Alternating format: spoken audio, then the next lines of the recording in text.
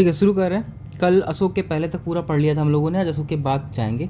उसके पहले एक चीज़ दिखा दें आप लोगों को कि पैट के सिलेबस में सिंधु घाटी सभ्यता के बारे में बताया है, वैदिक संस्कृति, बौद्ध धर्म, जैन धर्म और मौर्य वंश में सिर्फ सम्राट अशोक के बारे में बताया है। तो इसका मतलब अगर जब हम हसीन मसूक सा की बात करते हैं तो उसमें सिर्फ आप मौर्य वंश देखिएगा, मेनली पैट के लिए स्पेशली बता रहा हूँ, बाकी अभी छोड़ देना। हर्यक शिशुनाग नंद हो गया, मौर्य ठीक है, शुंग कंड सातवाहन छोड़ देना, कोई दिक्कत नहीं। इसके बाद गुप्त वंश में चलेंगे और उसके बाद सीधे हर्यक वंश में, सॉरी हर्षवर्धन वाले उसमें। ठीक है, वापस आते हैं। तो अशोक की बात कर रहे थे, तो राजा बनने से पहले ये अवंती का राज्यपाल था। ठीक, इसके बाद डियानीसियस इसके टाइम पे भारत आया था। मोगली पुत्र से इसने शिक्षा दीक्षा ग्रहण की थी। कर्ज, चौपार, सुदामा, विश्व झोपड़ी 4 गुफाएं थीं जो इसने अजीवकों को दान दी थी। इसी के पुत्र दशरथ ने नागार्जुन गुफा अजीवकों को दान दी थी। सिंघरी अनुश्रुति में जानकारी मिलती है कि अशोक अपने 99 भाइयों को मारकर राजा बना था।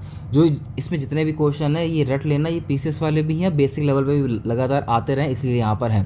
साथ में दक्षिण भारत में इसके 2 अभिलेख मिलते हैं हमको, मास्की और गुर्जरा, जिसमें जो है इसके नाम के बारे में जानकारी मिलती है हमको। और मास्की गुर्जरा के अलावा 2 और थे अगर याद हो तो, नैतूर और उड़ेगोलम, शुरुआत में बिल्कुल बताया था पहले वाले उसमें। इनको देवनाम प्रिय के नाम से जाना जाता है। कश्मीर की बात करते हैं तो कश्मीर की जानकारी कहाँ से मिलती है, तो कल्हड़ की बुक है आपकी रास तरंगणी, बहुत फेमस बुक है, याद करनी पड़ेगी, जिस तरह से आपकी मेघस्थनीस की है इंडिका। कलिंग युद्ध की बात करते हैं तो 13वें शिलालेख में इसकी जानकारी मिलती है। 261 ईसा पूर्व युद्ध, और इसी युद्ध के बाद से जो अशोक ने युद्ध करना छोड़कर धर्म की राह अपना ली थी। है कहाँ पर कलिंग, तो उड़ीसा में पड़ता है। हाथी गुम्फा अभिलेख, रुद्रदामन का जूनागढ़ अभिलेख गुजरात में पड़ता है। ठीक, और नीचे आते हैं तो इस वंश का आखिरी शासक आपका वृहद्रथ, जिसको मार के पुष्यमित्र सुंग वंश की रचना वो करेगा। ठीक है, नींव रखेगा। जयपुर में एक अभिलेख मिलता है जिसको बोलते हैं भाबरू स्तंभ लेख। इसमें धम्म की जानकारी मिलती है। धम्म मतलब कि किस तरह से धर्म को अपनाया जाए, किस तरह से उसमें कर्म किए जाए अशोक के अनुसार, यानी कि बौद्ध धर्म के अनुसार। और स्वयं को मगध का सम्राट भी अशोक ने इसी स्तंभ लेख में बताया था, भाबरू वाले में, जो कि जयपुर में पड़ता है। तीसरा ये चौथा ये हो गया, सॉरी। अगला कुछ लिपि की बात कर देते हैं। तो हमारे यहाँ जो भारत में इस टाइम पे पाली और ब्राह्मी लिपि बहुत फेमस है। अशोक के अभिलेखों में बात कर रहे हैं कि कौन कौन सी लिपि लिखी जाती हैं, तो पाली और ब्राह्मी। अगर हम ग्रीक और अरमाइक लिपि की बात करेंगे तो ऊपर अफगानिस्तान में चली जाएंगी, और अगर खरोष्टी की बात करेंगे तो पाकिस्तान में। खरोष्टी लिपि कहाँ से कहाँ लिखी जाती है, तो दाएँ से बाएँ की तरफ, यानी कि उल्टी लिखी जाती है।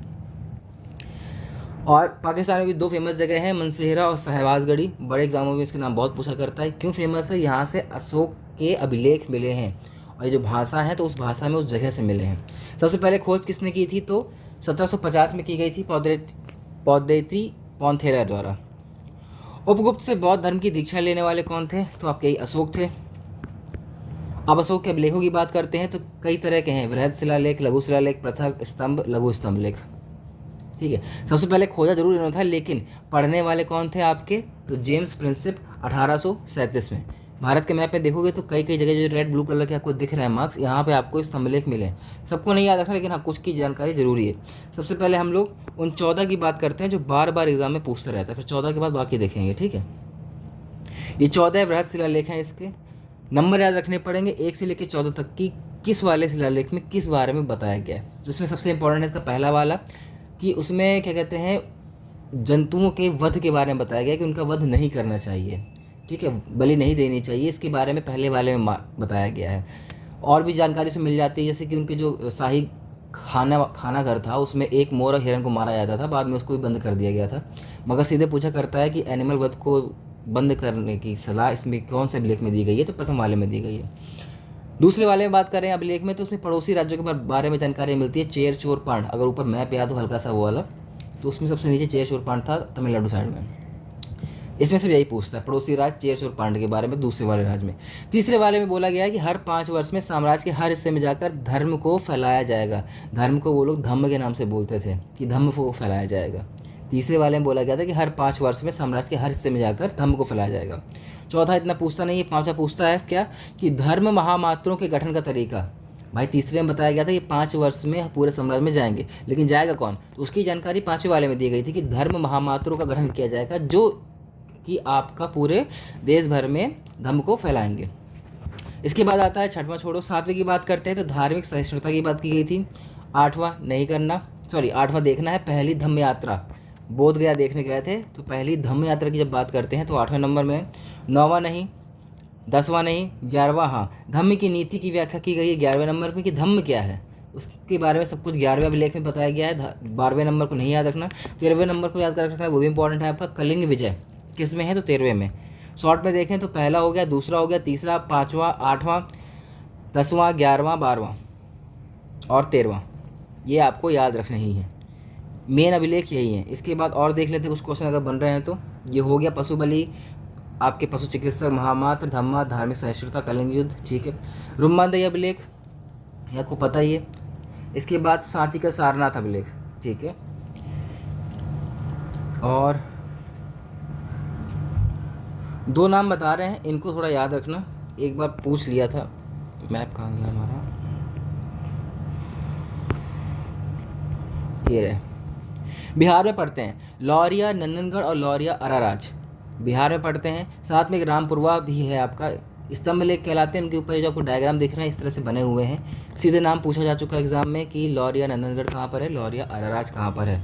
मेरठ के जो है 2 अभिलेख अगर याद हो दिल्ली लाए गए थे, वो भी इसी में शामिल हैं आपके। कुछ यहाँ पर भी हैं, देखिए ज़रा। रुम्मनदेही आपको लुम्बिनी में पड़ता है। इसके बाद सांची का एमपी में पड़ा करता है, जहाँ पे अशोक स्तंभ जहाँ से लिया गया है। सारनाथ, ठीक है। और मेन यही है अशोक के स्तंभ जो पूछ लेता है कौन कहाँ पर है।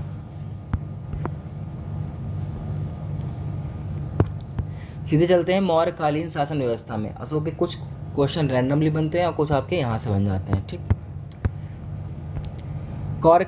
मौर्यकालीन शासन व्यवस्था की बात करते हैं तो एक राजा बताया था आप लोगों को, उसके बाद उसका वित्त मंत्री जिसको हम समाहर्ता बोलते थे, क्योंकि वो अपने में सारी चीज़ें समाहित करके रखता था, सबको बताया करता था कितना कहाँ पे खर्च करना है, कितना कहाँ पे नहीं खर्च करना है। उसके बाद जो उसका जहाँ पे रुपया रखा रहता था उसको बोला करते थे हम लोग क्या, कोषाध्यक्ष, मतलब जो उसका हेड हुआ करता था, क्योंकि उस कोष का अध्यक्ष था।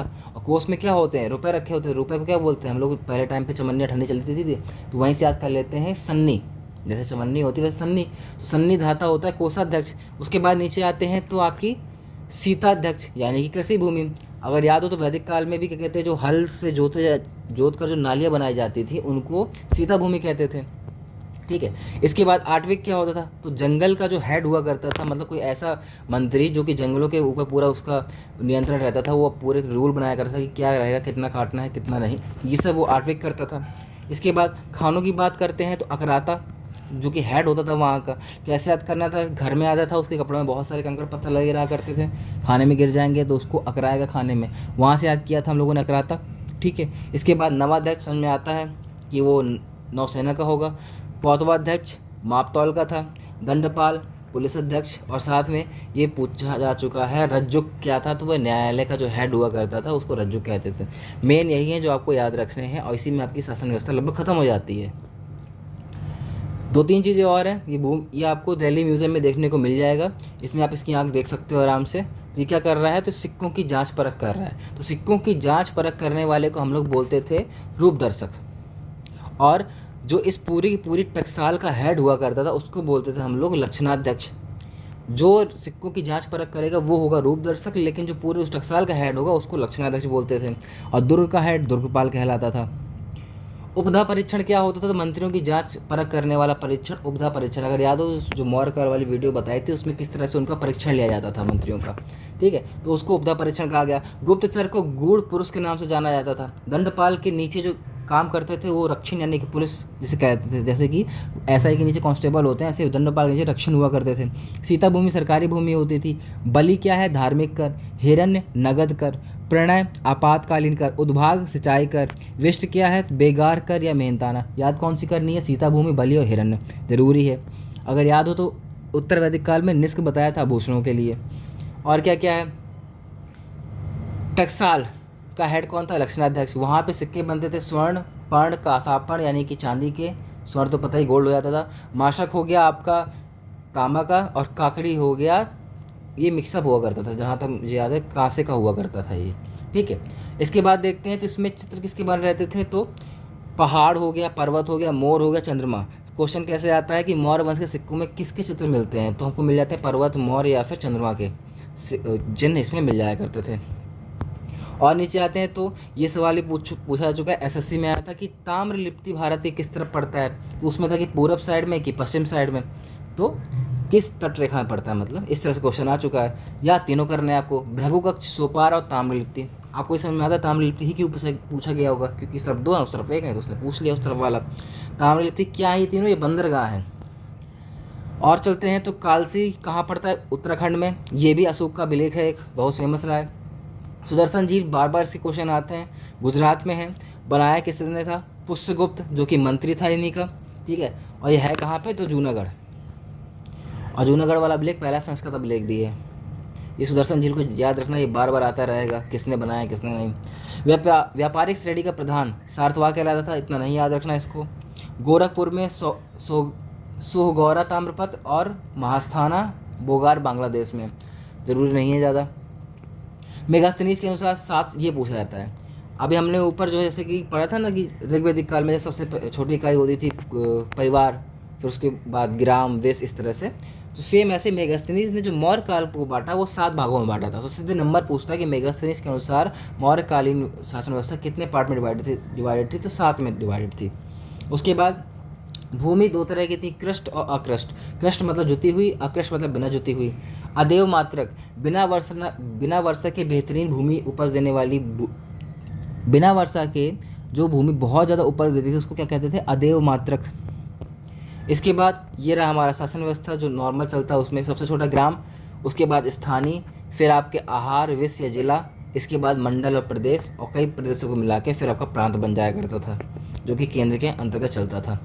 मोरतलगार अभी नहीं पढ़ रहे हैं, बस जानकारी के लिए बता रहे हैं। हसीन मशूक में मौर्य के बाद शू से शुंग आता है, और शुंग के बाद कंड, और फिर आपके सातवाहन। कोर्स में अभी फिलहाल पैट वाले में नहीं, तो उसको बाद में पढ़ेंगे, ठीक है। अभी इसको स्किप कर देते हैं। और उसमें ISPK के बारे में भी नहीं है, तो इसको भी स्किप कर रहे हैं अभी। वाकाटा को भी हटा रहे हैं। अब सीधे गुप्त में चलते हैं। गुप्त में चलने से पहले एक बार इसका मैप देख लो तो समझ में आ जाएगा कि चल क्या रहा है।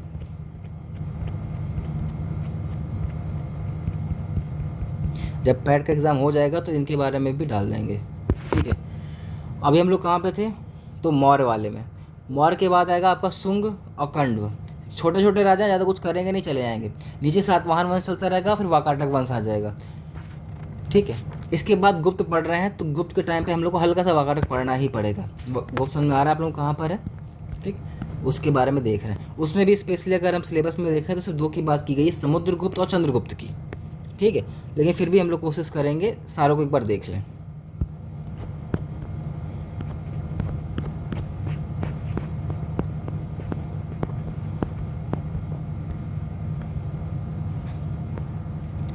गुप्त काल में स्टार्ट किया हुआ था, कला एवं स्थापत्य का स्वर्ण युग माना जाता है। मतलब इस टाइम पे मंदिरों का निर्माण और जो है क्या कहते हैं मंजिलों का, बड़ी बड़ी इमारतों का निर्माण बहुत ही ज़्यादा उसमें हुआ था। कौन थे कुषाणों के सामंत थे, सामंत मतलब उनके दरबार में रहते थे। बाद में जब पावर इनके हाथ में आ गई तो कुषाणों को दमन करके खुद राजा बन गए। स्टार्ट कब से होता है, तो 319 से लेके 550 तक। संस्थापक कौन थे गुप्त साम्राज्य के, तो श्रीगुप्त थे। कहाँ पर, कौशाम्बी में, ठीक है। इसके बाद जानकारी कहाँ से मिलती है कि भाई गुप्त साम्राज्य की, तो वो मिलती है हमें प्रभावती गुप्त के पूना ताम्रपत्र अभिलेख से। काफ़ी फेमस क्वेश्चन यहाँ से आ जाता है, गुप्त साम्राज्य की जानकारी कहाँ से मिलती है, तो प्रभावती गुप्त के ताम्रपत्र अभिलेख से मिलती है, जो कि पूना में है। इसके बाद इनका पुत्र था घटोत्कच, इसके बारे में बहुत कम पूछता है। फिर आता है चंद्रगुप्त प्रथम, जो कि इसको वास्तविक संस्थापक कहते हैं। श्रीगुप्त ने अगर साम्राज्य की स्थापना की है तो मेन जो हेड था जिसने इसको थोड़ा चरम पे पहुंचाया वो आपका चंद्रगुप्त प्रथम था, जो पहला राजा बना जिसने इसको पूरे आदेश दिए आगे बढ़ने के लिए। तो इसको वास्तविक संस्थापक के नाम से जाना जाता है। इनकी पत्नी थी कुमार देवी, जो कि लिच्छवी कुल से थी। कई बार क्वेश्चन आ चुका है सिर्फ इनकी पत्नी संबंधित कि वो कौन से कुल की थी। लिच्छवी कुल की थी, महाराजाधिराज की उपाधि धारण की, कोई दिक्कत नहीं है। इन्होंने गुप्त संवत स्टार्ट किया था 319 में। इससे याद आया कि जब हम कनिष्क की बात करते हैं, कनिष्क कौन था, अभी 2 मिनट के समझो, ये आपका कुषाण से संबंधित है। तो कनिष्क के टाइम पे 78 ईस्वी में शक संवत की जो है स्टार्टिंग हुई थी। सबसे पहले कैलेंडर पड़ा था, बीच में 0 था, आगे 78 ईस्वी में आपका कनिष्क ने शक संवत बनाया था। वहीं पीछे जाएंगे तो 57 ईसा पूर्व में कौन सा संवत अगर याद हुआ था तो ऊपर चलेंगे थोड़ा सा, आपको वहाँ पर देखने को मिल जाएगा। 1 मिनट रुकिएगा। इसमें नहीं है, कोई बात नहीं, आप इसमें देख लो सीधे। विक्रम संवत 57 BC में और 78 में आपका कौन सा आ जाएगा, तो शक संवत।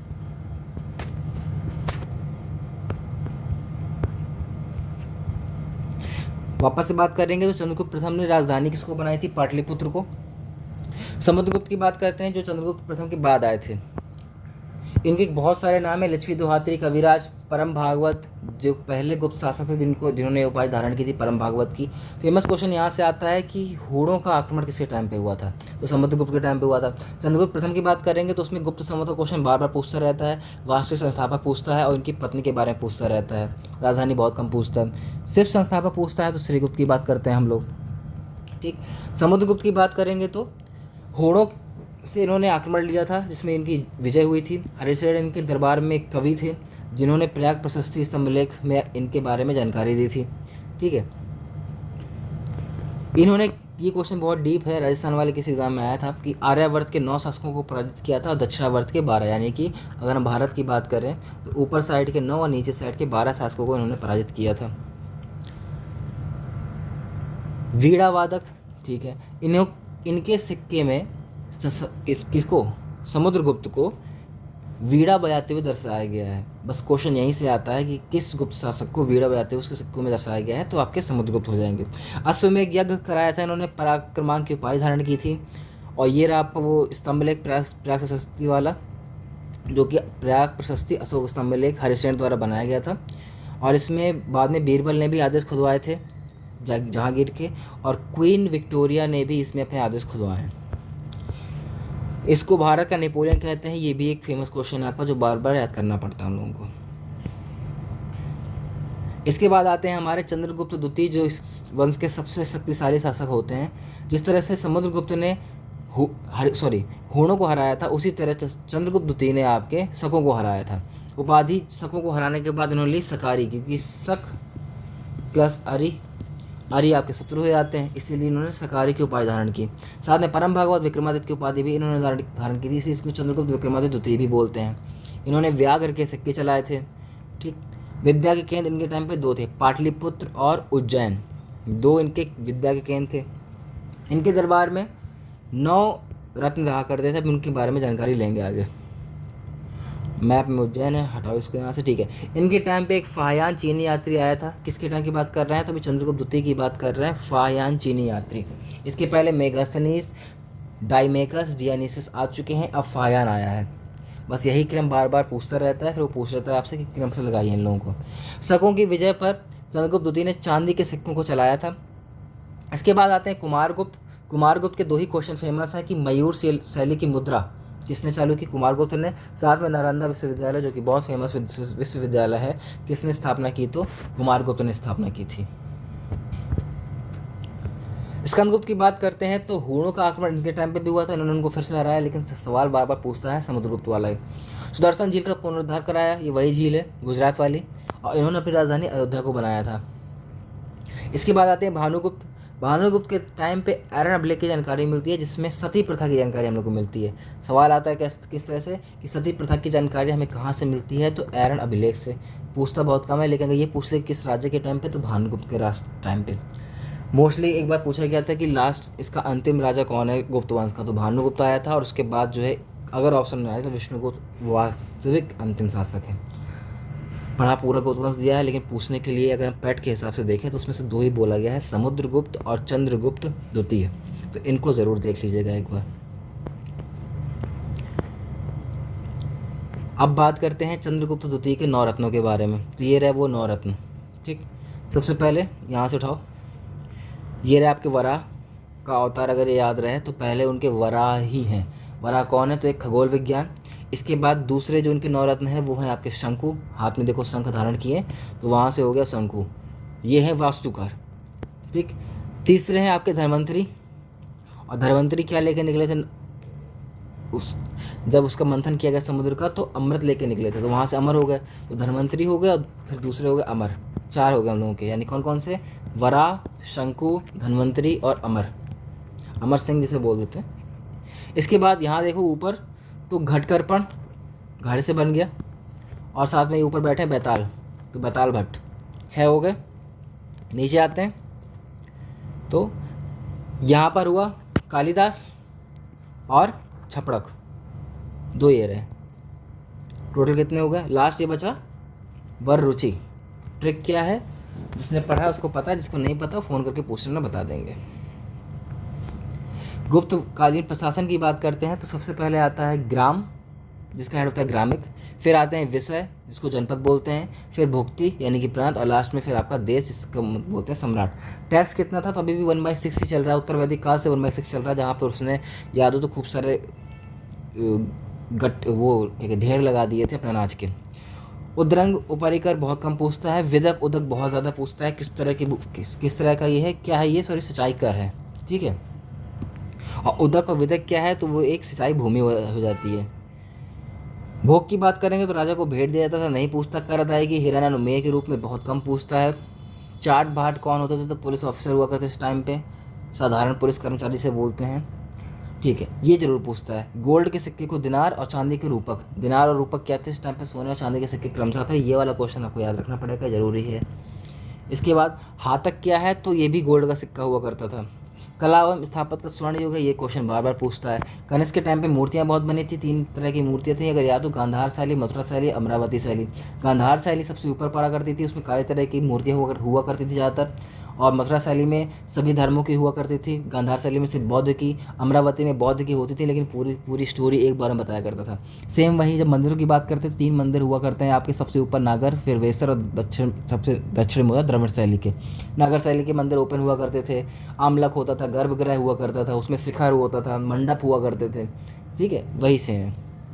विष्णु मंदिर की बात करते हैं तो तिगवा का जबलपुर बहुत फेमस है, और शिव मंदिर नगोदा MP। ये वो लिखे हैं जो एक्चुअली में बहुत सही बताऊँ तो बहुत कम पूछते हैं, जो आपके इंपॉर्टेंट वाले हैं आपको याद होने चाहिए। कंदरिया महादेव होगा, इस तरह के लूसेंट में जाओ, वहाँ पे मिल जाएंगे आपको सारे मंदिर, वहाँ से एक बार पढ़ना ही पड़ेगा उसको। चेस की बात करते हैं तो चतुरंग बोलते थे, उसकी भी स्थापना आपके इसी टाइम पे गुप्त काल में हुई थी। ये आपका ललितपुर के पास पड़ता है दशावतार मंदिर, वहाँ पर जो है गुप्तकालीन ही है, मतलब गुप्त काल के टाइम पे ही बनाया गया है। साथ में ये है वो भानुगुप्त का ऐरन अभिलेख, जिसमें सती प्रथा की जानकारी मिलती है हम लोगों को। ऐरन कहाँ पर है, तो MP में आप देख सकते हो हल्का सा। और नीचे आते हैं तो ये भी गुप्तकालीन गुफाएं हैं, जिस तरह से हमने अजंता एलोरा पढ़ा था, इस तरह से MP में पड़ती हैं। ये इनका नाम कौन सा है, तो बाघ की गुफाएं, ऊपर बाघ बैठा हुआ है, बाघ की गुफाएं हो गई। इस बंदे ने देखा, उसको लगा डेंजर है तो ये भाग गया। तो बाघ की गुफाएं खोजने वाला इंसान कौन था, डेंजर फील्ड ने कब खोजा था, 1818 में। बाघ गुफाएं कहाँ हैं, तो MP में उज्जैन के पास में पड़ती हैं, इंदौर के पास में, ये रही बाघ गुफाएं। इसके बाद 2 आर्यभट्ट एक गणितज्ञ थे इनके टाइम पे, जो बहुत फेमस थे, ब्रह्मगुप्त, जिन्होंने ब्रह्म सिद्धांत दिया था। आर्यभट्ट सबको पता है, जीरो की खोज करने वाले।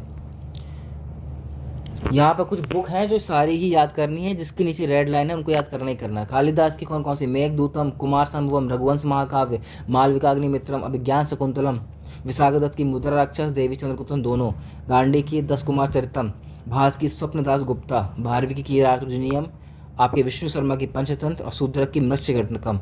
ये याद करनी ही करनी है, इनको नहीं छोड़ सकते आप लोग। अभी तक पढ़ा क्या, सिंधु घाटी पढ़ लिया, वैदिक है, महाजनपद पढ़ लिया, हसीन मसूक में हर्रक सुसनाग नंद मौर्य पढ़ा हुआ है हम लोगों ने, शुंग कांड में छोड़ दिया है, फिर सीधे हम लोग गुप्त में आ गए हैं। अभी ISP को भी छोड़ दिया है, क्योंकि अभी सिलेबस में वो नहीं दिया, इसलिए दूसरी वीडियो में इसको बना देंगे। नीचे आते हैं वर्धन वंश की बात करते हैं। वर्धन वंश यानी कि हर्षवर्धन की बात कर रहे हैं, क्योंकि अगला टॉपिक जहाँ तक मुझे याद है यही है। हाँ, गुप्त वंश के बाद आपका आता है हर्षवर्धन वंश। हर्षवर्धन की सबसे छोटा कोई वंश यही है, बहुत कम राजा हुए हैं इसमें, और एक ही के बारे में बार बार क्वेश्चन पूछता रहता है, और टाइम पीरियड भी बहुत कम है। ये वंश सिर्फ 40 साल तक रहता है, बस 40 साल के बाद खत्म हो जाता है। इसी को पुष्यभूति वंश भी बोल देते हैं। संस्थापक करने वाले कौन थे, तो प्रभाकर वर्धन। इसमें देखो, प्रभाकर वर्धन के 2 पुत्र 1 पुत्री। एक का नाम था हर्षवर्धन, दूसरे का नाम राजवर्धन, और तीसरे का राजश्री, जो उसकी पुत्री थी। 3 तो इनके बच्चे हो गए। मैप में देखेंगे तो ये रहा, देखो, वर्धन वंश असल में दिल्ली के पास में स्थानेश्वर नामक जगह है, वहाँ पे बढ़ रहा था। मालवा में देवगुप्त शासक था, बंगाल में शशांक, और आपके यहाँ यूपी की बात करेंगे तो यहाँ पे ग्रहवर्मन शासक था। दिमाग लगाया गया, क्या कहते हैं कि वर्धन वंश ने, कि हम लोग ग्रहवर्मन से संधि कर लेते तो हम लोग का राज्य बड़ा हो जाएगा। बस यहीं से स्टोरी की स्टार्ट होती है। हुआ क्या, तो राजवर्धन ने ग्रहवर्मन से संधि की, एक तरह से विवाह रूप में, और जो अपनी राजश्री है उसकी जो है शादी करवा दी ग्रहवर्मन से। ग्रहवर्मन कौन था, तो ये आपके लखनऊ का जो राजा था वही ग्रहवर्मन है। शादी हो गई, ठीक है। उनकी बहन वहाँ चली जा चुकी है, तो उनमें एक तरह से संबंध स्थापित हो चुके हैं। अब होता क्या है कि वर्धन साम्राज्य और मौखरी साम्राज्य एक हो जाते हैं। मौखरी साम्राज्य कौन सा था, जो आपको ये लखनऊ वाला दिख रहा है, यही मौखरी साम्राज्य है। ठीक, चूंकि वर्धन साम्राज्य और मौखरी साम्राज्य अब एक साथ हो चुके हैं, तो अब बाकी दोनों जो बचे हुए हैं यानी कि मालवा और बंगाल कहीं ना कहीं नाराज होंगे। डर भी लगेगा कि कहीं वो बढ़ के उनको ना मार दे। इसलिए होता क्या है, जो देवगुप्त जो मालवा का शासक होता है, वो मौखरी साम्राज्य की जो अभी भी रानी बनी है यानी कि राजश्री, उसका वध कर देता है। सॉरी, राजश्री का नहीं, उसके हस्बैंड ग्रहवर्मन का वध कर देता है। वध करने पर क्या होता है, तो राजवर्धन गुस्सा हो जाता है, यानी कि उसका भाई राजश्री का। राजवर्धन जाता है, वो देवगुप्त को मार डालता है। शशांक अभी भी देख रहा होता है साइड से कि क्या चल रहा है। इसके बाद शशांक जाता है, वह राजवर्धन को मार देता है। राजवर्धन कौन था, तो राजश्री का भाई। अब कहानी में से बचे हैं राजश्री, शशांक और हर्षवर्धन। राजश्री जा चुकी है आपके जंगलों में। कहानी है, जल्दी से ख़त्म करते हैं। हर्षवर्धन जाता है, शशांक को मार डालता है, राजश्री को वापस जंगल से ले आता है। बस ये कहानी है। इस तरह से हर्षवर्धन बिना शादी किए उस साम्राज्य को चलाता है। राजश्री उसकी बहन होती है, बस। और जैसे ही ख़त्म हो जाते हैं तो ये वंश भी ख़त्म हो जाता है। बस इतनी ही स्टोरी है।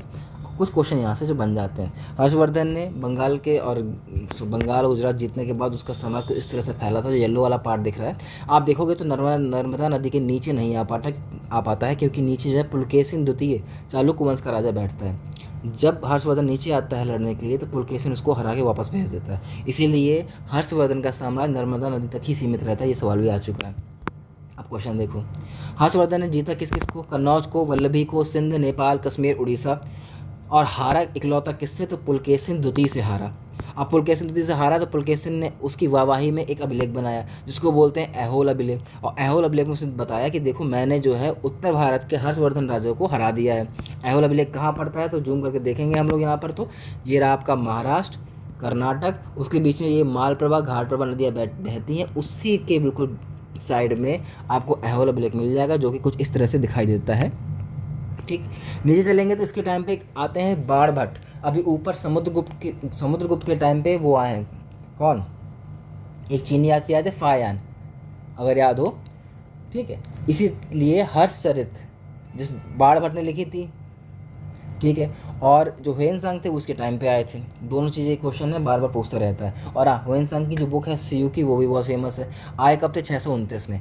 भाई 606 से 646 तक इनका टाइम पीरियड रहता है, तो उसके बीच में यानी कि 629 में ही ये आ जाते हैं। इसके बाद 3 बुक खुद हर्षवर्धन ने लिखी है, नागानंद, रत्नावली, प्रियदर्शिका। बाणभट्ट, मयूर, हरिदत्त, जयसेन इनके समकालीन थे ये सब, जिसमें बाणभट्ट बहुत फेमस है। प्रयागराज में ये सभा करते थे जिसको महामोक्ष परिषद कहा करते थे। कर इनका भी 1/6 था, जिसको भाग, हिरन और बलि के नाम से जाना जाता था। हर्षवर्धन के सिर्फ इतने ही क्वेश्चन है, इन्हीं को याद रख लो, बहुत ज़रूरी है। हर्षवर्धन के बाद अब हम बात करते हैं तो संगम वंश की। तो क्या संगम इसमें दिया गया है?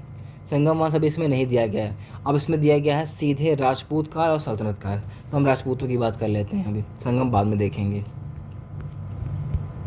चेर, पांड, चोल हो गए उत्तर भारत के राजवंश। ठीक है, गौर से देखो जरा इसको, मैप समझने में थोड़ा सा आसानी हो जाएगी। जब गुप्त वंश चल रहा होता है तो महाराष्ट्र के जगह पे हम लोग चल रहे होते हैं वाकाटक वंश। गुप्त वंश के खत्म होने पे हमारा आता है वर्धन वंश, और दक्षिण भारत में आता है चालुक्य वंश। इसीलिए जब यहाँ पर वर्धन वंश में आपका हर्षवर्धन होता है तो उसकी लड़ाई होती है चालुक्य वंश के पुलकेशिन द्वितीय के साथ में। ठीक, साथ में अब जैसे ही वर्धन वंश खत्म होता है तो पूरा भारत अलग अलग छोटे छोटे राज्यों में डिवाइड हो जाता है। तो जब ये वाली लाइन आप देखोगे ब्लू वाली, तो इसमें भारत को इस तरह से डिवाइड हो चुका है। उसमें फेमस कौन कौन से हैं, तो 2 पार्ट में आपके राजस्थान गुजरात साइड में और दिल्ली साइड में गुर्जर प्रतिहार फेमस थे। बंगाल, यूपी, उड़ीसा साइड में आपके पाल फेमस हो रखे थे। तो 2 यहाँ पे पढ़ने पड़ते हैं हम लोग को। उसी टाइम पे दक्षिण में राष्ट्रकूट वंश होता है। फेमस क्वेश्चन इसका यहाँ से आता है, इसको एक ट्रायंगल बोल दो आप कि भाई एक गुर्जर प्रतिहार होगा, एक पाल होगा, एक राष्ट्रकूट होगा। तो इनके बीच में एक त्रिपक्षीय संघर्ष होता है। इस टाइम पे इनके बीच में एक जगह होती है कन्नौज, सबको पता है। वो कन्नौज बहुत फेमस हो रखा था व्यापार के लिए थी, तीनों से व्यापार के लिए लड़ रहे होते कन्नौज के लिए। और जैसे इनका वंश खत्म होता है तो उसके बाद ये और छोटे छोटे राज्यों में डिवाइड हो जाते हैं, सोलंकी, चौहान, गहड़वाल, चंदेल, परमार, सेन। और दक्षिण महाराष्ट्र की जगह पे पश्चिमी चालुक्य आ जाते हैं। तो ये हल्का सा मैप है ये बताने के लिए कौन सा वंश कब आ रहा है और किस तरह से टाइम पीरियड आगे बढ़ रहा है। ठीक है, सबसे दक्षिण भारत की बात करेंगे तो वहाँ पे तो पल्लव और चोल चल रहे हैं। दक्षिण भारत के राजवंश जहाँ तक हमारे में नहीं है, राजपूत काल, सल्तनत काल और फिर मुगल साम्राज्य, इसमें नहीं है, तो हम उसको पढ़ने के भी जद्दोजहद नहीं करेंगे। राजपूतों की सीधे उत्पत्ति की बात करते हैं। एक ऋषि थे वशिष्ठ, स्टोरी है, पूछता कहीं नहीं, बस सुन लो जल्दी से। वशिष्ठ ऋषि थे, उनकी एक गाय थी कामधेनु, उसको विश्व में चोरी करके ले गए। चोरी करके ले गए तो वशिष्ठ ऋषि ने यज्ञ किया आबू पर्वत पे, उसमें से 4 राजपूत निकले, परमार, चौहान, चालुक और प्रतिहार। उन राजपूतों को भेजा कि जाके मेरी गाय वापस लाओ, वापस लेके आए। इस तरह से कहानी मानी जाती है कि राजपूतों की उत्पत्ति होती है। इसके सवाल कहीं नहीं आता। हम चलते हैं सीधे कन्नौज के त्रिपक्षीय संघर्ष में। ऊपर जब हर्षवर्धन का टाइम खत्म हो चुका है और महाराष्ट्र की जगह पे चालुक्य का टाइम खत्म हो जाता है, तो उसके बाद ये वाली पीढ़ी आती है हमारी, गुर्जर, प्रतिहार, पाल और राष्ट्रकूट वाली। आपको यही दिख रहे हैं, गुर्जर, प्रतिहार, राष्ट्रकूट और पाल। और ये सब कन्नौज के लिए लड़ने के लिए उतारू रहते हैं। अब इन्हीं के बारे में हम लोग को पढ़ना है। होता क्या है कि इस तीनों में संघर्ष होता है, जिसको हम लोग बोलते हैं कन्नौज का त्रिपक्षीय संघर्ष। ठीक है, सबसे पहले जो है इनके राजा के बारे में पढ़ेंगे।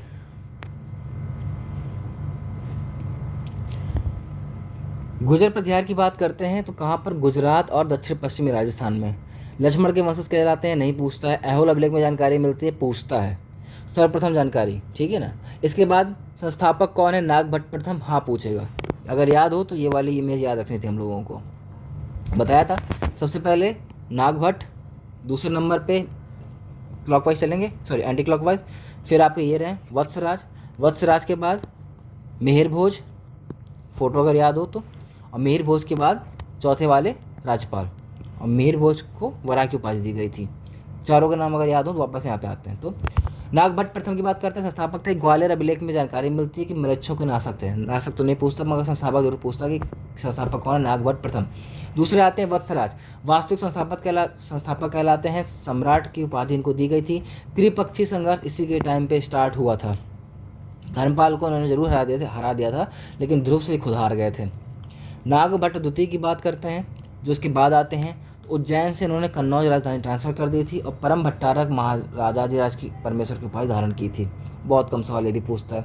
मिहिर भोज की बात करते हैं तो प्रतापी राजा थे, आदि वराह की उपाधि धारण की थी, इसलिए यहाँ पे आदि वराह है। ठीक, नागभट्ट प्रथम हो गए, वत्सराज हो गए, फिर नागभट्ट द्वितीय हो गए, और फिर लास्ट में आते हैं मिहिर भोज। सबसे प्रतापी राजा, आदिवरा की उपाधि, और अरब यात्री सुलेमान इसके टाइम पे आता था। ये सवाल यहाँ से पूछ लेता है कि मिहिर भोज के टाइम पे कौन से यात्री आए थे, तो आपके अरब यात्री सुलेमान। महेंद्रपाल की बात करते हैं, विजय राजशेखर संस्कृत विद्वान इसके टाइम पे आए थे, ज़्यादा नहीं पूछता है। कर्पूर मंजरी, काव्य मीमांसा इन्हीं की बुक है। ठीक है, महेंद्रपाल के बाद नीचे आते हैं तो माहीपाल, माही समझ गए होंगे। इसके टाइम पे आया था अल मसूदी, जो कि बगदाद से आने वाला था, और इसने, ठीक है इतना ही काफ़ी है इसमें। तो अल मसूदी किसके टाइम पे आया था, महिपाल के टाइम पे। हाँ, ये वाला सवाल पूछ चुका है तो आपको याद रखना ही पड़ेगा। और ऊपर कौन आया था, सुलेमान थे, वो जो मिहिर के टाइम पे आए थे। लास्ट में आते हैं राज्यपाल, जो कि महमूद गजनवी जब भारत में आक्रमण करता है तो राज्यपाल डर के भाग जाता है अपने राज्य को छोड़कर, जिसके कारण बुंदेलखंड का राजा होता है एक चंदेल विद्याधर, वो जाके राज्यपाल को ख़त्म कर देता है, और इस तरह से इस वंश का नाश हो जाता है, गुर्जर प्रतिहार का। इसके टाइम पे कन्नड़ कवि पंप और महिपाल को गुर्जर राजा कहते थे। पतन के पश्चात कन्नौज और बनारस में गहड़वाल वंश आ गया था। ये सब याद नहीं करना है। राजपाल वाली स्टोरी याद रखना, देखो सही बताएं तो ज़रूरी है, क्योंकि वह गजनवी से लड़ाई नहीं था, भाग गया था, जिसके कारण विद्याधर द्वारा उसको मारा गया था। महिपाल वाला एक क्वेश्चन याद रखना कि अल-मसूद इसके टाइम पर आया था। मिहिर भोज का याद रखना कि प्रतापी राजा था, आदिवरा की उपाधि धारण की थी। सुलेमान इसके टाइम पर आया था। वत्सराज को याद रखना, वास्तविक संस्थापक इसी को कहते हैं। त्रिपक्षीय संघर्ष इसी के टाइम पर शुरुआत हो गई थी कन्नौज वाले की, और जो संस्थापक था मेन वह था आपका, जो मतलब मुख्य पहला संस्थापक वो होता है नागभट्ट प्रथम, जिसकी जानकारी कहाँ से मिलती है, तो आपको ऐहोल अभिलेख से इस पूरे गुर्जर प्रतिहार वंश की जानकारी मिल जाती है। इसके बाद बात करते हैं हम लोग, तो गुर्जर के बाद क्या हुआ बात हुई थी, तो पाल वंश की।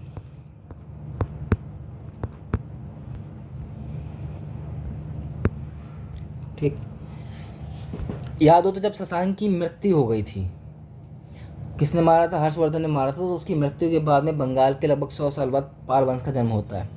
ठीक है, जानकारी कहाँ मिलती है? तो जिमूत वायन की बुक है दाए भाग, वहाँ से जानकारी हमें उसकी मिल जाती है। पाल वंश में फोटो कमी वाली इसमें नहीं है, ग्रेट। पाल वंश के सबसे पहले संस्थापक कौन थे? गोपाल। संस्थापक हो गए गोपाल, फोटोज़ देखो गौर से, छोटे वाले गोपाल संस्थापक हो गए। फिर इन्होंने धर्म की शिक्षा दी तो धर्मपाल, और लास्ट में आते हैं गोविंदपाल। ठीक, ये याद रखना इन तीनों का क्रम थोड़ा सा। अब बात करते हैं, संस्थापक हो गए गोपाल प्रथम। उदंतपुरी में मठ निर्माण किया था, जो कि बौद्ध धर्म के अनुयायी यहाँ पे आते जाते रहते थे। इनके पुत्र थे धर्मपाल। विक्रमशील की उपाधि धारण की थी इन्होंने। विक्रमशिला विश्वविद्यालय बनवाया था, बहुत ज़रूरी है। जिस तरह से नालंदा विश्वविद्यालय किसने बनवाया, जरा बताओ? विक्रमशिला विश्वविद्यालय धर्मपाल ने बनाया था। परम सौगत की उपाधि धारण की थी। नालंदा के खर्च के लिए इन्होंने 200 गांव भी दान दिए थे, क्योंकि वहाँ पे खर्च चलता रहता था कि खर्चा कहाँ से आएगा। तो उन्होंने दान दे दिए कि भाई इस गांव से जो कर आप जो भी वसूल करेंगे वो आप उस विद्यालय को चलाने के लिए लगाएंगे। हरिभद्र एक बौद्ध लेखक इनके दरबार में थे, ये नहीं याद रखना है। इनके टाइम का विक्रमशिला वाला क्वेश्चन बहुत पूछता है, धर्मपाल वाले का। इसके बाद ये ध्रुव से हार गए थे, छोड़ो इसको। उत्तरापद स्वामी की उपाधि दी गई थी इनको, ये भी हटाओ, नहीं याद रखना इसका।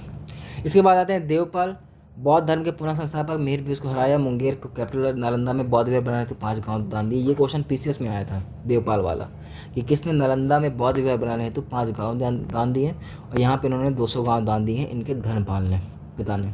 इसके बाद आते हैं माहीपाल, पाल वंश का द्वितीय संस्थापक। और फिर आते हैं नारायणपाल। फोटो देख लो हल्का सा, तो नारायणपाल ने शिव के 1000 मंदिरों का निर्माण कराया था। ठीक है, तो ये हो गया नारायणपाल। और फिर आपके आते हैं गोविंदपाल, लास्ट में अंतिम शासक। और इस तरह से पाल वंश का भी समाप्त हो जाता है। 2 वंश हमारे इसमें खत्म हो जाते हैं।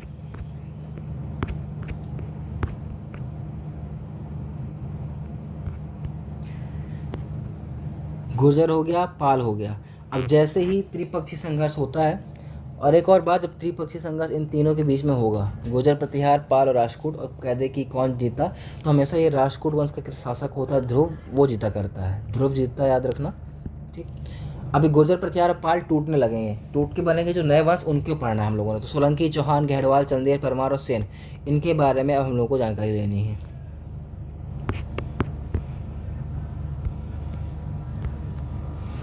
चौहान की बात करेंगे तो शाकंभरी के चौहान कहलाया करते थे। दिल्ली और राजस्थान में इनका साम्राज्य फैला हुआ था। हर्ष प्रस्तर अभिलेख से इनकी जानकारी मिलती है। बिजौलिया प्रस्तर अभिलेख से भी इनकी जानकारी मिलती है। लगभग 700 से 1192 तक इनका साम्राज्य फैला रहता है। अजमेर में अजय राज द्वितीय,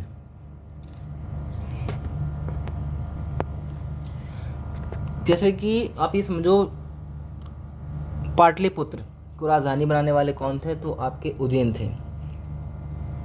ठीक, उसी तरह से अजमेर को किसने बसाया था का क्वेश्चन आता है, तो अजय राज द्वितीय ने बसाया था। अजमेर आपको पता है राजस्थान में है। चौहान वंश के जब संस्थापक की बात करते हैं तो वासुदेव की बात आती है।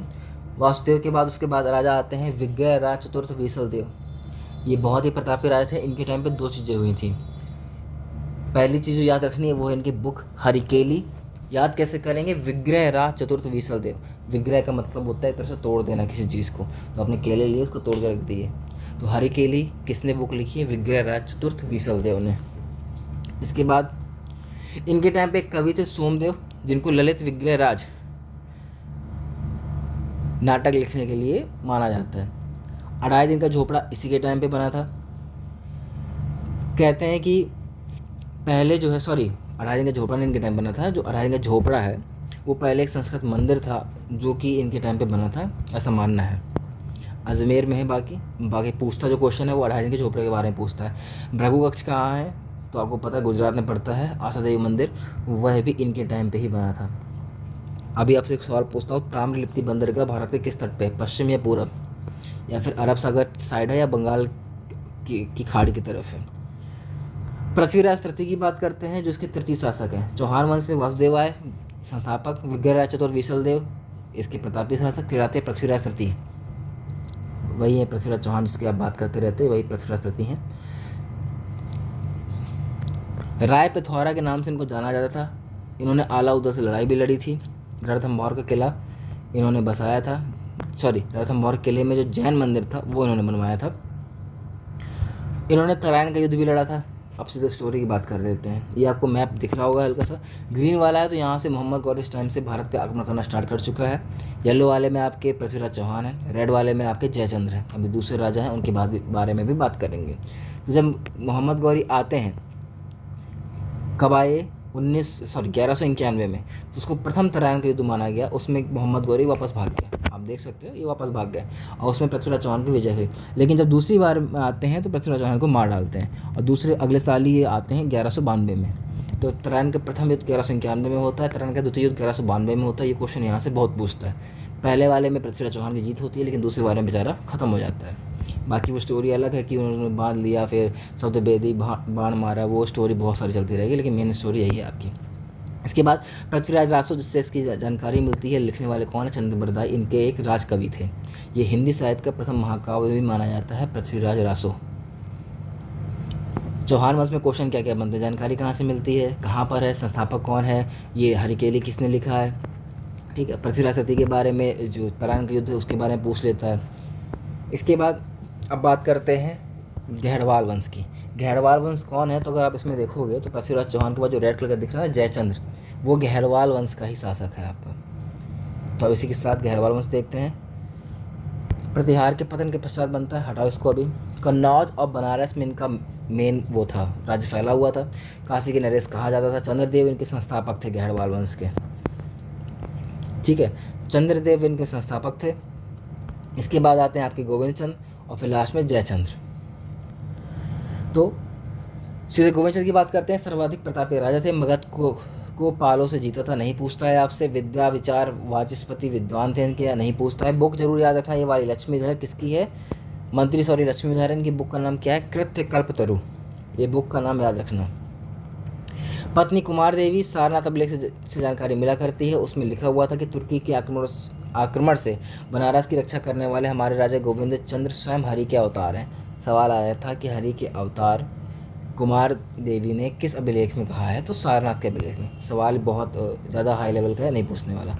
चंद्रदेव हो गया, गोविंद चंद्र हो गया, फिर आता जयचंद्र। यहाँ से क्वेश्चन बन जाता है, क्योंकि जयचंद्र की जो बेटी थी संयोगिता, उसी के साथ पृथ्वीराज चौहान का विवाह हुआ था, और यही इसके अंतिम शासक थे। और पृथ्वीराज चौहान तृतीय इसी के समकालीन थे,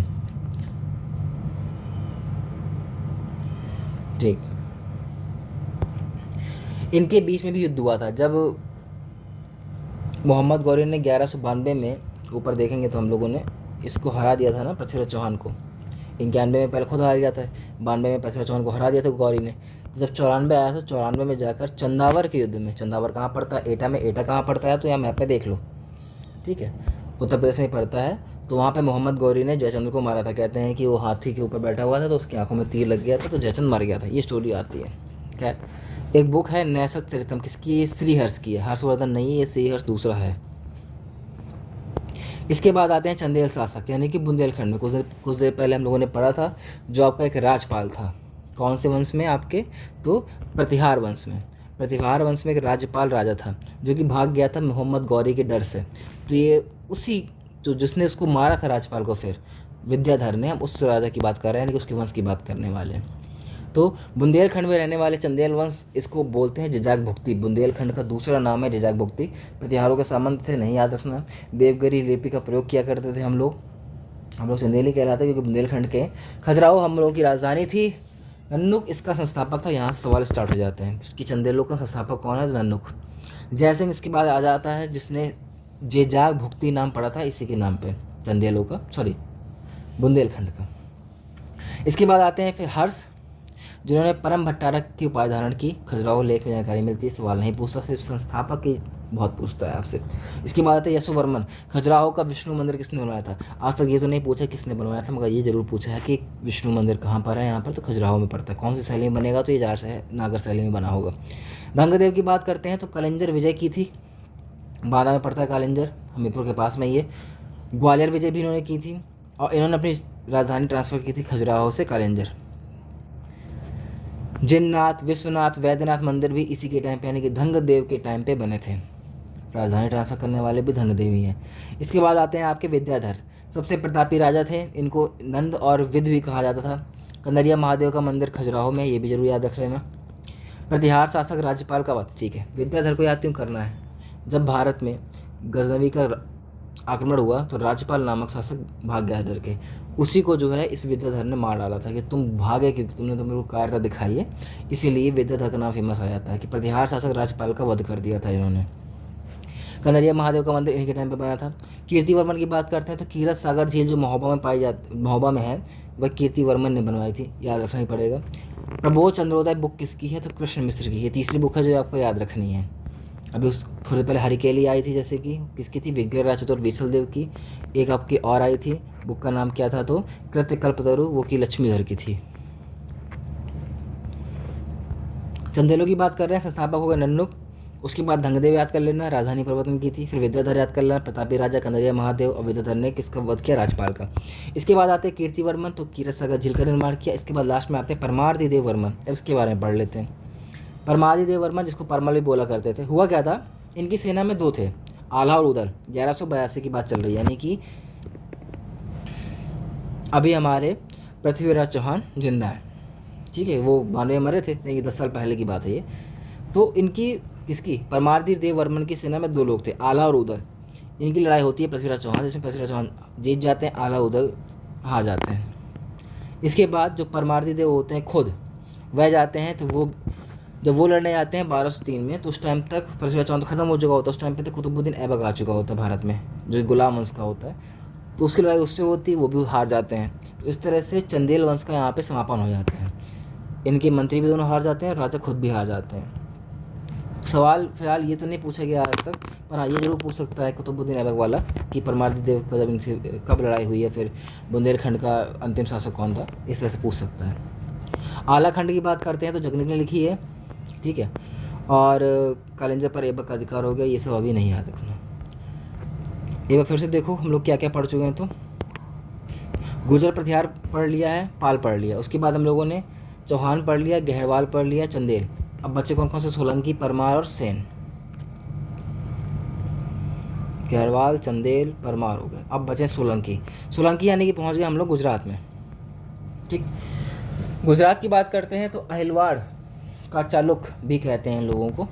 रहस्य संहिता वरामीर जानकारी मिलती है, नहीं याद रखना है। सोलंकी के संस्थापक कौन थे? मूलराज प्रथम, बस याद रखना। संस्थापक लगभग हर वंश याद रखना, और जिसमें वास्तविक संस्थापक हो वो जरूर याद कर लेना। मूलराज प्रथम इसके संस्थापक थे। अहिलवाड़ इनकी राजधानी थी। शैव धर्म से संबंधित, धर्म बहुत कम पूछता है, ज़्यादा जरूरत नहीं याद रखने की। भीम प्रथम की बात करते हैं, हाँ इसको रट लेना। भीम प्रथम के टाइम पे ही जब महमूद गजनवी का आक्रमण हुआ था, ऊपर हम लोग मोहम्मद गौरी की बात कर रहे थे, ये महमूद गजनवी है। तो भीम प्रथम के टाइम पे ही जो सोमनाथ मंदिर है उस पर जो है महमूद गजनवी का आक्रमण हुआ था। आक्रमण के पश्चात पुनरुद्धार कराया था। सामंत विमल शाह ने आबू पर्वत पर दिलवाड़ा का जैन मंदिर भी बनवाया था। सवाल पहले भी आया था, बताया था कि दिलवाड़ा का जैन मंदिर कहाँ है, तो आबू पर्वत पर, ठीक है। भीम प्रथम ने नहीं बनाया था, भीम प्रथम ने इसका जीर्णोद्धार कराया था, मतलब कि वो टूट फूट चुका था, उसको वापस से बनवाया था। जयसिंह सिद्धराज की बात करते हैं तो हेमचंद जो विद्वान था इनके दरबार में, माउंट आबू पर 7 पूर्वजों की गजरोही मूर्ति बनवाई थी। सिद्धपुर में रुद्र महाकाल मंदिर बनवाया था। मस्जिद हेतु 1 लाख मुद्रा का दान दिया था। इंपॉर्टेंट इसमें कुछ नहीं है, लेकिन जो ये रेड वाला मार्क लगा है इसका मतलब कि वाला पीसीएस में क्वेश्चन आ चुका है। फिलहाल लो लेवल में तो किसी में नहीं है जयसिंह का।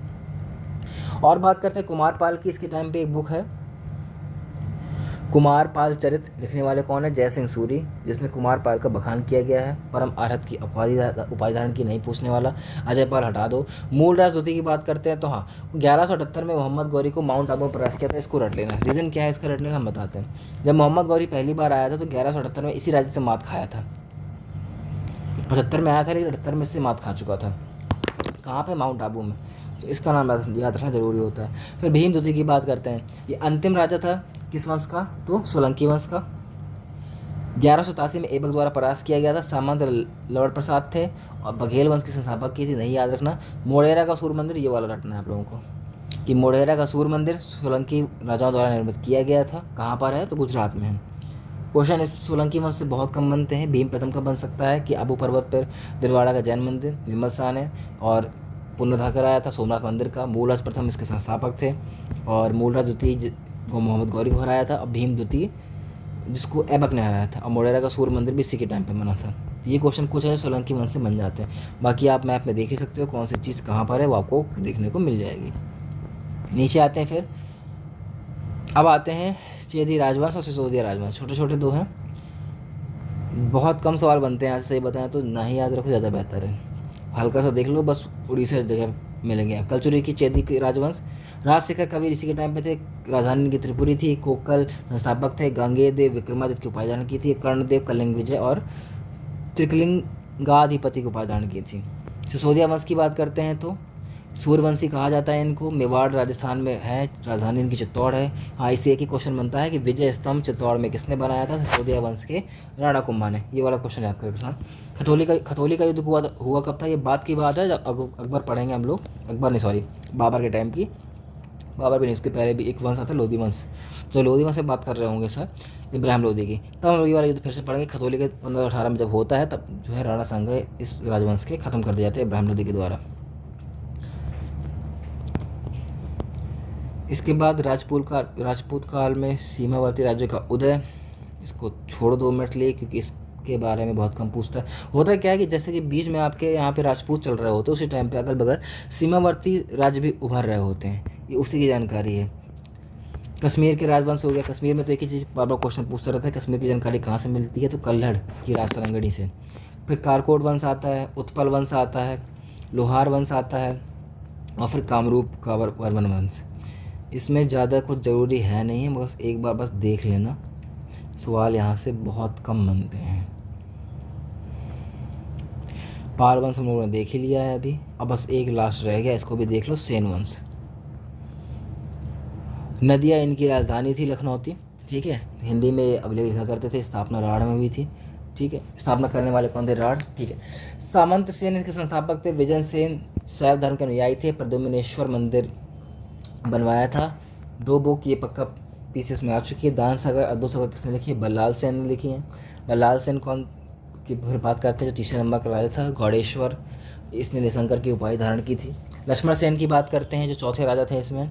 गीत गोविंद, पवनदूत, ब्राह्मण सर्वस्व, जो कि क्रमशः जयदेव, धोय, हलायुध ने लिखे थे। इसमें 2 बुक हैं जो आपको याद रखनी पड़ेंगी, गीत गोविंद और ब्राह्मण सर्वस्व, ज़रूरी हैं। किसने लिखी थी किसके टाइम पे? वो तो लक्ष्मण सेन है। लक्ष्मण संवत प्रारंभ, हटाओ इसको, लक्ष्मण संवत प्रारंभ हुआ था, ये कभी नहीं पूछता। बंगाल का अंतिम हिंदू शासक था, ये याद करने वाला क्वेश्चन है आपका। श्रीधर दास इसके दरबारी कवि थे। इसकी राजधानी लखनौती थी। परम भागवत के उपाधि धारण की। बख्तियार खिलजी का आक्रमण के द्वारा ये समाप्त हो गए थे, मतलब इनको इनकी हत्या कर दी, ख़त्म हो गए थे, ऐसा समझ सकते हो आप। मैप में देखोगे तो होता क्या है कि जब गजनवी आता है, महमूद गजनवी, तो वो रेड वाले पार्ट में खुद रहता है, अपने आगे कुतुबुद्दीन ऐबक को भेज देता है। इसलिए जब बुंदेलखंड की बात आती है तो यहाँ पे ऐबक लड़ाई करता है परमार वंश से, और इसके बाद ऐबक अपने मंत्री को भेजता है, इसको बोलते हैं बख्तियार खिलजी। इसलिए बंगाल में बख्तियार खिलजी इनसे लड़ता है, लक्ष्मण सेन से। तो इस तरह से हम लोग का यहाँ पे राजपूत काल भी ख़त्म हो जाता है। एक बार आप देख लीजिए, दक्षिण भारत के राजवंश में हम लोगों ने गुप्त पढ़ा है, उसके बाद हर्षवर्धन काल पढ़ा है, फिर यहाँ पे गुर्जर प्रतिहार पाल वंश पढ़े हैं। इन दोनों के बाद चौहान, सोलंकी, परमार से चंदेल वंश पढ़ा है। तो टाइम पीरियड धीरे धीरे आगे बढ़ रहा है। यहाँ पर 319 था, यहाँ पे 606 से लगभग 750, 975, 1119 तक। तो हम लोग लगभग 1200 के आसपास आ गए, यानी कि गुलाम वंश। यानी अगर हम उसमें देखें तो पैट के सिलेबस में, तो राजपूत काल के बाद सीधे सल्तनत काल में हम लोग आ चुके हैं। दक्षिण भारत के राजवंश ज़्यादा इंपॉर्टेंट नहीं है, मगर हाँ, चूँकि जब हर्षवर्धन वाला जब बात करते हैं तो वे पुलकेशिन वाले की बात आ जाती है, इसको पढ़ना पड़ता है, तो इसको अभी हम लोग स्किप कर रहे हैं, ठीक है। बाद में टाइम बचेगा तो इसके बारे में हम लोग पढ़ लेंगे।